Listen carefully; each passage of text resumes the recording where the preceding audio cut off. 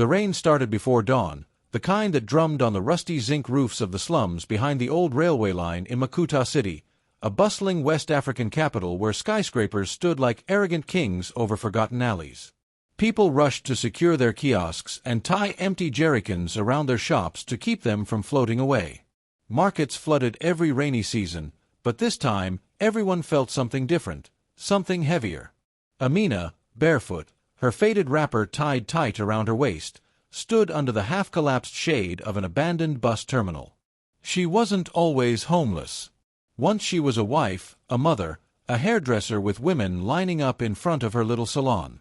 But life, like the floodwaters, had swept everything away. Husband lost in an accident, son taken by sickness, business destroyed, relatives nowhere to be found. Now she carried her life in a single torn sack. "Rain don't know who get house and who no get," she murmured. Across from her, vendors cursed the rising water. The city gutter overflowed, spewing black water. Commuters trying to reach work stepped into knee-deep filth, shouting at motorcycle riders who attempted to maneuver through the chaos.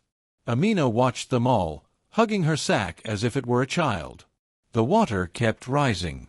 Within an hour, Makuta's lower areas were swallowed. People screamed. A taxi floated sideways. A generator exploded somewhere far off, followed by cries of panic. The rain refused to stop. Amina didn't panic. She had survived too much. But then she saw him. A man struggling upstream, the water pushing him like a stubborn child. He wore a simple long-sleeved shirt, now drenched, his shoes lost somewhere behind him. He held a briefcase above the water with both hands, but exhaustion was taking over. He stumbled. He went under. Amina inhaled sharply. Instinct swallowed fear. She dropped her sack and jumped into the rushing water. "Hey, woman, stop. You go die," someone shouted. But the river that formed on the road had no mercy. Amina swam, her arms slicing brown water, her heart beating like a talking drum. She grabbed the man's collar and dragged him toward the broken bus terminal platform. The water fought her. She fought back. They emerged coughing, shivering, alive. The man collapsed beside her, gasping. His skin was light brown, his beard trimmed neatly, but his eyes carried weight, fatigue, maybe sadness. He was not a normal city man. Something about him felt important, but Amina had no reason to assume anything. "Thank you," he whispered. Amina shrugged. "Rain won carry you go meet your ancestors too early." He laughed weakly. For the next 30 minutes, she sheltered him. She gave him her wrapper to warm himself, even though she was freezing.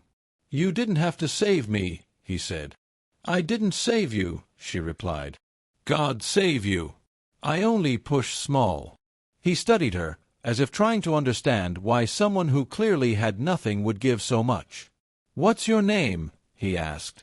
"Amina." "Just Amina." "Yes." "Problem day if he's short." He smiled. "No problem. I'm Ibrahim." A simple answer. Nothing else. By afternoon the rain slowed. Amina walked with him to safer ground, toward a junction where government rescue trucks passed occasionally. "If you get people, call them," she said. "This city no day forgive." He hesitated. "My phone. The water spoiled it." Amina handed him her only valuable possession, a small, cracked phone someone threw away at the market weeks ago. She kept it mostly to hear radio news. He looked stunned. "You're giving me this?" "It still make calls sometimes," she said proudly. "But you must tap am small before eon." He held the tiny phone like it was gold. Something flickered in his eyes, gratitude mixed with something deeper, maybe guilt. "I will not forget this," he said. Amina waved him off. "Nobody remember homeless woman. Go. Find your people." Ibrahim gave her one long look before boarding a rescue truck that finally arrived. She picked up her sack and walked away, water dripping off her clothes, unaware that her life had just changed forever. That night, as she lay under a torn market stall roof, sleeping beside plastic crates, the city whispered with rumors. Flood rescue saw big officials drowning. Some ministers were traveling secretly. Security teams searching for someone important. But none of it mattered to Amina. She slept with her sack as a pillow, dreaming of nothing. Tomorrow, her fate would knock on the sky. Literally. The sun had barely risen the next morning when the thunder came, not from the sky, but from above the market. People pointed upward, eyes wide. Helicopters. 3 of them. Military ones, painted deep green with a Makuta Republic emblem on the sides. Soldiers hung from the doors with rifles. Market women screamed. Some threw themselves on the ground. What is happening? Who they find? Is it terrorists? Is it coup? Amina woke with a jolt, heart pounding. She peeked out from behind the crates she used as a shelter. The helicopters circled twice, then one descended toward the open space near the railway tracks, blowing dust and wrappers into the air. A soldier jumped out. Then another. Then a commander wearing sunglasses and a beret. They spread out. People scattered. The commander shouted in a booming voice, "We are looking for a woman named Amina. Amina who rescued a man during yesterday's flood." Amina blinked. People around her turned. "Which Amina?" a fruit seller asked. "We get like 70 Aminas here." "Amina who is homeless," the commander added. Instantly all eyes turned to the one woman everyone knew fit that description. Amina's stomach tightened. "Why soldiers find me? Who I offend?" she whispered. 2 soldiers approached her, their faces stern but respectful. "Madam, please come with us," one said. "For wetin? You helped someone yesterday." "Yes. The man almost drowned." "The man you rescued," the soldier interrupted, "is His Excellency, President Ibrahim Kadaru." Amina froze. People gasped. Someone dropped a basket of tomatoes. A young boy shouted, "The president? The one on TV." Amina's lips trembled. "No, that one na Ibrahim. But him no talk say." "He was traveling incognito," the soldier said. "He got separated from his security team in the flood. You saved his life." "But I be homeless woman," she whispered. "And that," said the commander, "is exactly why the president wants to see you." A woman in the crowd shouted, "Amina, pray for us when you go. Tell 'em we need better market. Tell 'em Nipa no day work." Another yelled, "Tell 'em to repair this useless road." The commander gestured. "Madam, please." Amina was shaking so much that a soldier gently held her arm. They led her to the helicopter. The blades roared. Dust swirled everywhere. Children screamed her name. Amina felt as if her soul was floating behind her body. Inside the helicopter, she clung to the seatbelt like it was a lifeline. "Where una carry me go?" "The State House," the commander replied. "The president is waiting." She closed her eyes, whispering prayers. As they flew over Makuta City, she saw the slums shrink beneath them, the tin roofs, the flooded gutters, the congested bus stations. The city she knew too well. The city that had taken so much from her. She felt small, insignificant, but also something else. Hope. Or fear. The State House compound was shining white marble and lush green gardens, guarded by soldiers in ceremonial uniforms. When Amina stepped down, barefoot and clutching her old sack, workers and officials stared as if she were a ghost. One whispered, "They brought a homeless woman inside here?" Another replied, "President say nobody stop her." Inside the presidential hall, air conditioning chilled her soaked clothes. Gold frames lined the walls. Expensive perfume lingered in the air. It felt like a different planet. Then the heavy doors opened. Ibrahim, the man she saved, walked toward her.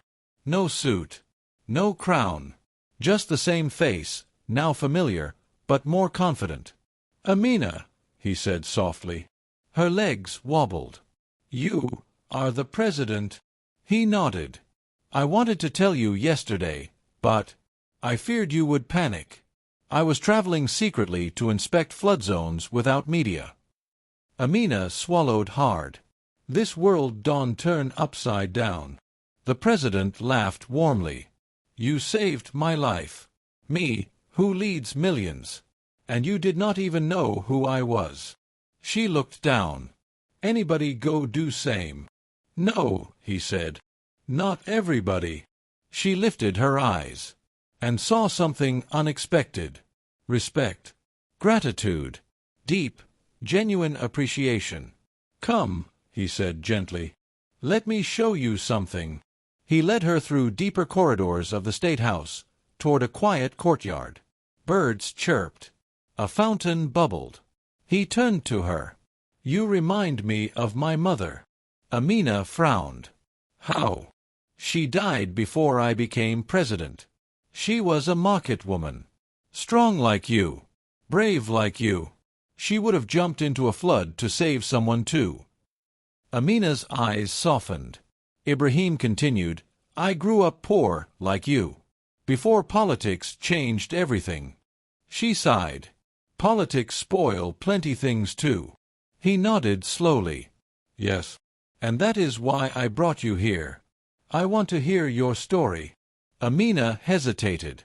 "Nobody day use ear hear homeless story." "I want to hear," he insisted. And so, she told him. Everything. Her husband's death, her child's sickness, her family's betrayal when poverty entered the house, her nights sleeping under bridges, her days scavenging through market waste for leftover vegetables.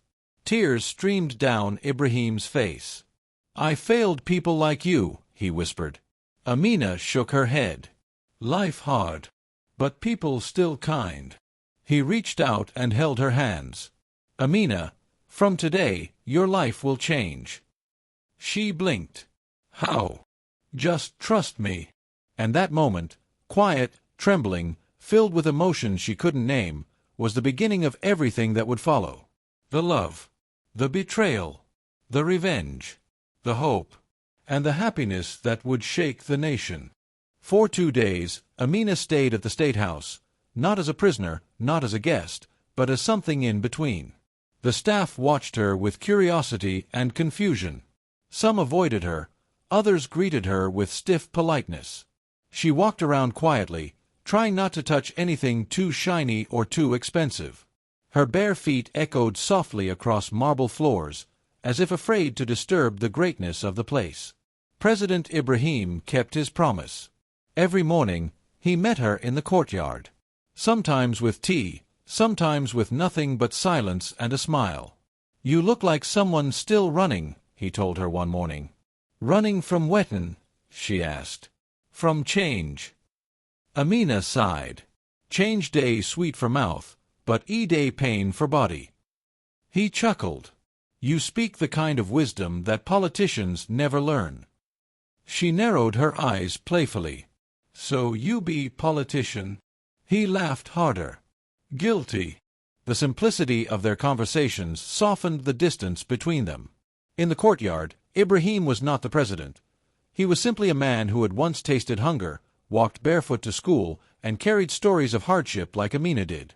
But every time he left the courtyard, surrounded by guards, advisors, and ministers, Amina was reminded of reality. He lived in a world she did not belong to. On the 3rd day, news broke across the nation. A televised broadcast interrupted regular programs. Every bar, every marketplace, and every crowded bus station tuned in to the president's address.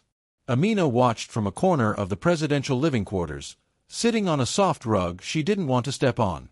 Her eyes widened when Ibrahim mentioned her name.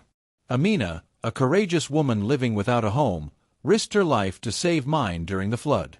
Her bravery reminds us that greatness does not come from titles or wealth, but from humanity itself. The entire nation erupted. At the fish market. A homeless woman saved the president? This life no balance. At a roadside bar. So Nashi way go fix our country now? I trust women. At a taxi park. Make dem give 'em house. Make dem give 'em job. At the slum where she once slept, An old woman clapped painfully weak hands. God Don finally remember her. But in government offices, anger brewed. One minister slammed his hand on a table. Why is the president spotlighting a homeless woman? What does he want us to think? That we do nothing? Another scoffed. He is making us look useless. What if he intends to appoint her? That will be the end of us. And in a lavish mansion on the outskirts of Makuta City, Senator Balwa, the president's most cunning rival, watched the broadcast with cold amusement. He turned to his assistant. "She saved him," he said softly. "Good. That means she can destroy him." The assistant frowned. "Sir." Balwa took a slow sip of palm wine. "The president is human. Humans feel gratitude. Gratitude becomes trust. Trust becomes weakness. And if that homeless woman becomes part of his life," his smile widened, "we will use her to bring him down." Meanwhile, Amina became an unexpected celebrity. One afternoon, a group of State House cleaners approached her shyly. "Madam Amina, we want take picture," one whispered. She laughed. "Me? Picture? Wetin una go use em do?" "For memory," a young girl said. "You give us hope." Amina's heart warmed. For so long she had been invisible. A ghost in her own city. Now people saw her, not with pity, but with admiration. But admiration brings jealousy. And jealousy brings danger. On the fifth day, President Ibrahim invited her to his private study. It was a large room filled with books, maps, and warm wooden furniture. Amina stood awkwardly near the door. "Come in, please," he said with a gentle smile. She approached slowly. "I have been thinking very deeply," he began. "Your courage, your honesty, your life story, they reflect the reality of millions in this country." She nodded silently. "I want to start a national program to support homeless women and widows. I want you to help me shape it." Amina nearly choked. "Me? Yes. But I no go school like that. I know Sabi government grammar.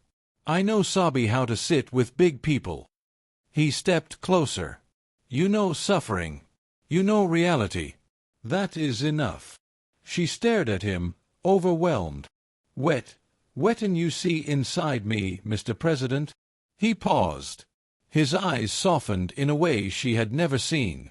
"I see a woman who deserves more than life ever gave her." Amina felt her chest tighten. Nobody had ever spoken to her like that. Not even her late husband. Her eyes grew warm. She blinked rapidly, embarrassed. I know no wetin to say."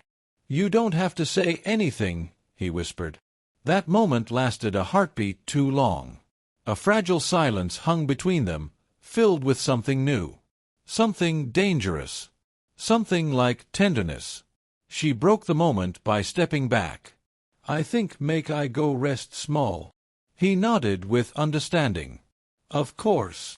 But he watched her walk away with a gaze that lingered too long.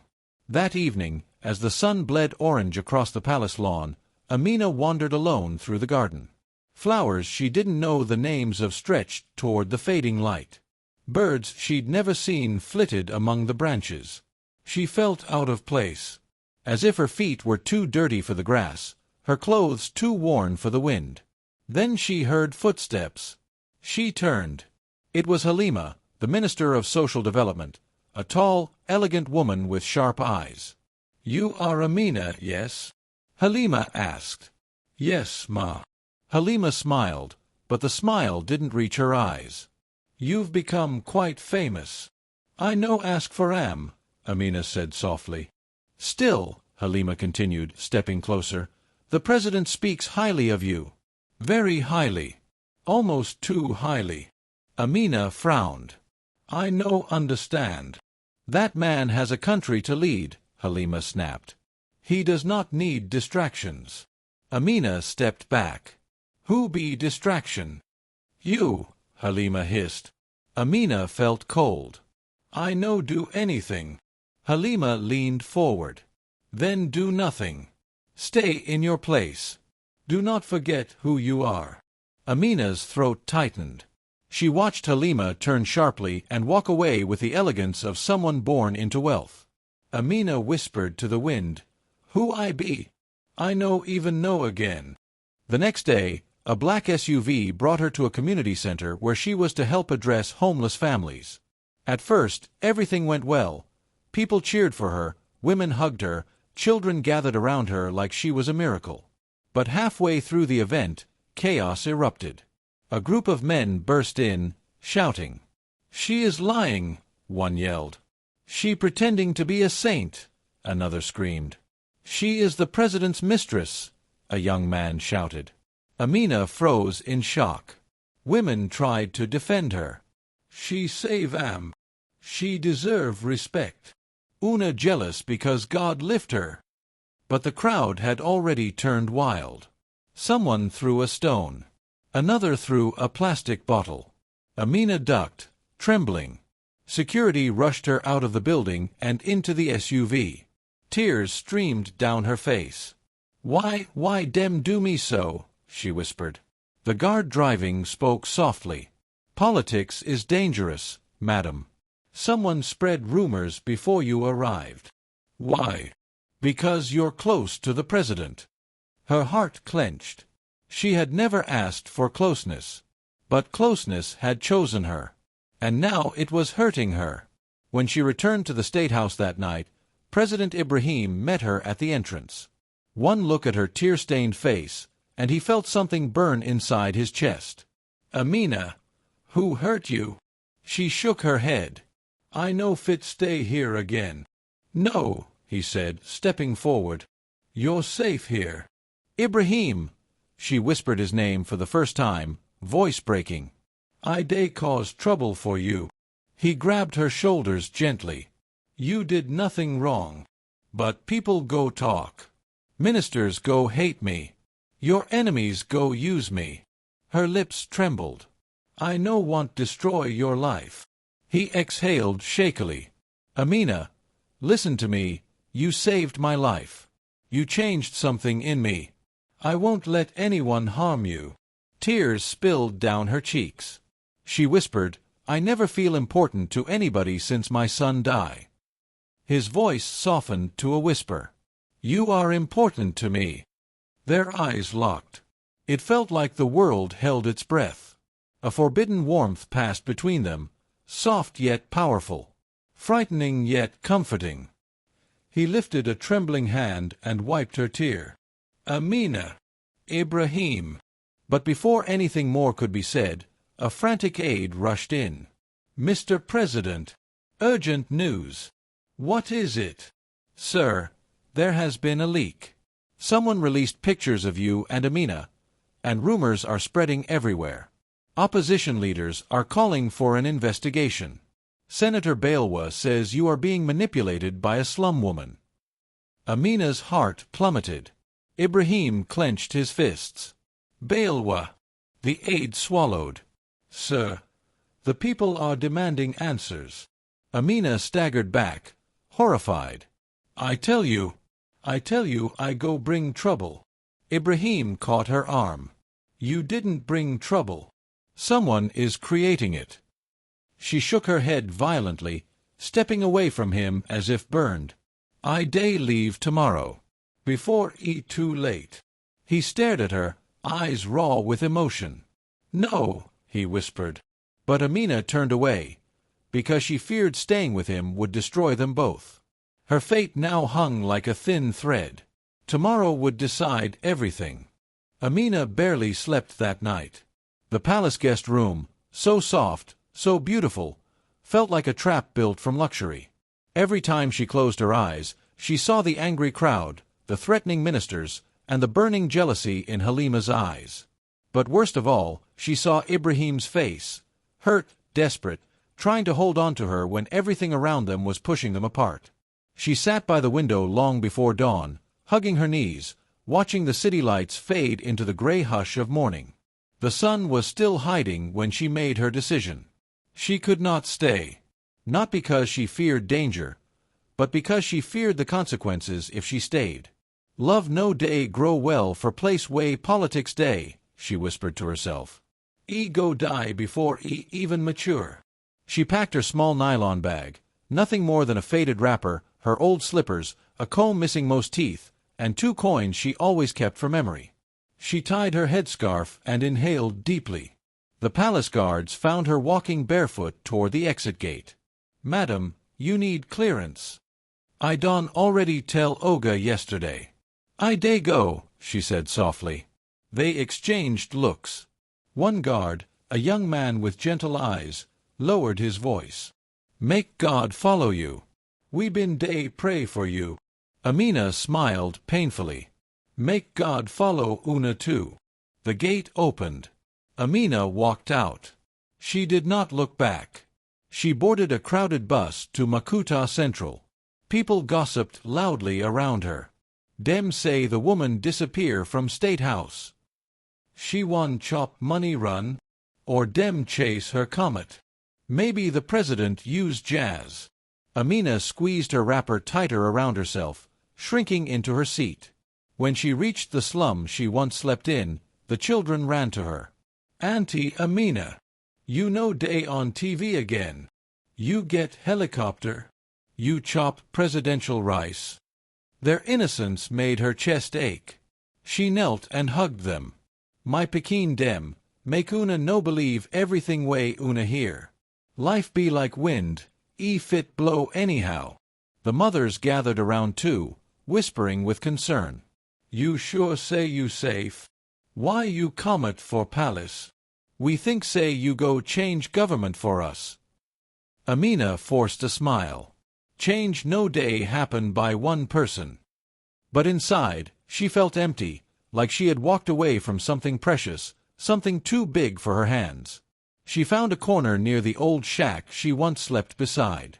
She sat there quietly, leaning against the warm tin wall, listening to the city hum. The slum was home, and yet, it no longer felt like it was hers. She belonged nowhere. Meanwhile, State House burned with tension. President Ibrahim slammed documents on the table. Who leaked those pictures? His advisors kept silent. Who? He roared. Finally, one cleared his throat. The rumor came from Senator Balwa's office, sir. Ibrahim's jaw tightened. Of course. Minister Halima stepped forward. Mr. President, the opposition is calling for an official hearing. They are saying Amina influenced state affairs. Influenced? Ibrahim barked. She saved my life. Is saving a human being now a crime? Halima kept her face cold. Sir, the situation is damaging your credibility. The woman's continued presence here makes you vulnerable. She left, he said quietly. Everyone froze. She left earlier this morning, he repeated, voice low. A strange silence filled the room. Some felt relief. Some hid smiles.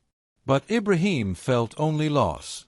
He dismissed the meeting abruptly and retreated to his private study. He sank into his chair, rubbing his face with both hands. She left to protect me, he whispered.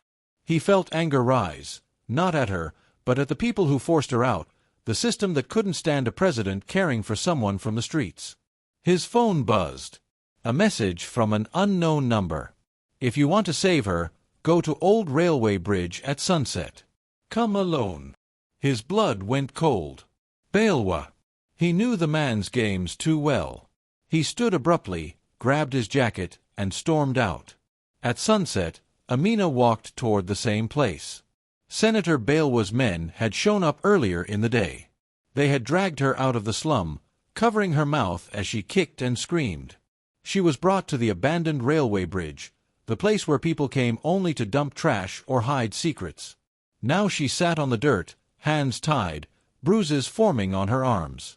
Balwa stood a few meters away, wearing a fine white kaftan and a smile that felt like poison. You know, he began, I am grateful you saved the president. Truly. Without you, my work would be so much harder. She glared at him. Wetin you want? Your silence, he said. Your disappearance. I no day trouble anybody." "Ah," he chuckled. "You trouble me." Footsteps echoed from the far end of the bridge. Ibrahim arrived. Beelwa clapped mockingly. "Ah, our king has come." Amina's breath caught when she saw him. "Ibrahim, why you come?" "I'm here for you," he said fiercely. Beelwa stepped between them. "Mr. President, I must confess, you are quite predictable. A homeless woman has become your weakness." "Release her," Ibrahim growled. "Or what?" Beelwa laughed. "You can't shoot me. You can't arrest me. You can't even shout at me. The country is watching, and they already believe you're compromised." Ibrahim stepped closer. "Beelwa, don't do this." "Oh, I must," the senator whispered. "I cannot allow you to break tradition, to elevate a slum woman above us, to show the people that compassion is stronger than money." Ibrahim clenched his fists. "You will not harm her." Beelwa raised a finger. Two men dragged Amina to the edge of the bridge, dangling her dangerously close to the drop. Amina gasped. "No. Leave me." Ibrahim stepped forward, panic flashing across his face. "Stop." Beelwa smiled. "Mr. President, kneel." Amina's eyes widened. "Ibrahim, no." But he didn't hesitate. He fell to his knees. The world seemed to fall silent. Even the wind stopped. Beelwa's eyes widened with shock. He never thought Ibrahim would actually do it. Amina felt her heart shatter into pieces. "Why you do this?" "Why?" Ibrahim looked at her, his voice trembling. "Because I will not lose you." Tears streamed down her face. A president kneeling for a homeless woman. Even Beelwa was too stunned to speak at first. But then he hissed, "You are weak, Ibrahim." "No," Ibrahim said. "Love is not weakness." That word hit Amina like thunder. Love. He had said it. He had meant it. Beelwa scowled. "Enough. Throw her." A gunshot exploded. Beelwa staggered, clutching his shoulder. One of Ibrahim's hidden guards emerged from the shadows, gun smoking. Chaos erupted. Ibrahim lunged toward Amina, pulling her away from the edge while shouting orders. Guards stormed the bridge, overpowering Beelwa's men. Amina collapsed into Ibrahim's arms, shaking uncontrollably. He held her tightly. "I'm here. You're safe." She sobbed into his chest. "You no suppose kneel for me. You be president." "I am a man before I am president," he whispered. She pulled back slightly, touching his face. "Why you care for me like this?" He inhaled deeply, voice raw. "Because you're the first person who ever cared for me with no agenda. Because your heart saved me. Because I love you." Her tears fell harder. She whispered, "I no get house, no get money. I no get anything." "You have the one thing I always wished I had," he replied gently. "A soul untouched by greed." Amina leaned her forehead against his. This time, she didn't pull away. This time, the moment didn't break. The news exploded across the nation. Not because of scandal, but because of bravery. The story spread. President risks his life to save homeless woman. Senator Beelwa arrested in attempted kidnapping. Amina, from street survivor to national hero. Love stronger than politics. The people, rich, poor, rural, urban, united in admiration. For the first time in decades, the country felt hope. Villagers danced in dusty courtyards. City commuters smiled at strangers. Women in markets shouted, "God don shame bad people." And in the slum, the children chanted, "Auntie Amina go change this country." A week later, Ibrahim held a national address. Amina stood beside him, not as a scandal, not as a victim, not as a symbol, but as someone who helped reshape the nation's heart. "My fellow citizens," he said, "let compassion lead us. Let humanity guide us. Let us build a country where every life, rich or poor, matters." His hand brushed Amina's. The nation erupted with applause. Later that evening, under the palace garden lights, He turned to her. "Amina, I want you by my side. Not because of politics. Not because of gratitude. But because my heart found you." She smiled shyly. "Ibrahim, I dey fear this feeling. I'm afraid too," he whispered. "Then what'n we go do?" she asked softly. He took her hands. "We face the fear together." Amina breathed out slowly, the weight of her past lifting like dust in the wind. For the first time since her son died, she felt alive. She felt loved. She felt seen. The homeless woman who saved a stranger in a flood had saved a nation's soul. And in return, she found a home, not in marble walls, not in power, but in a man's heart.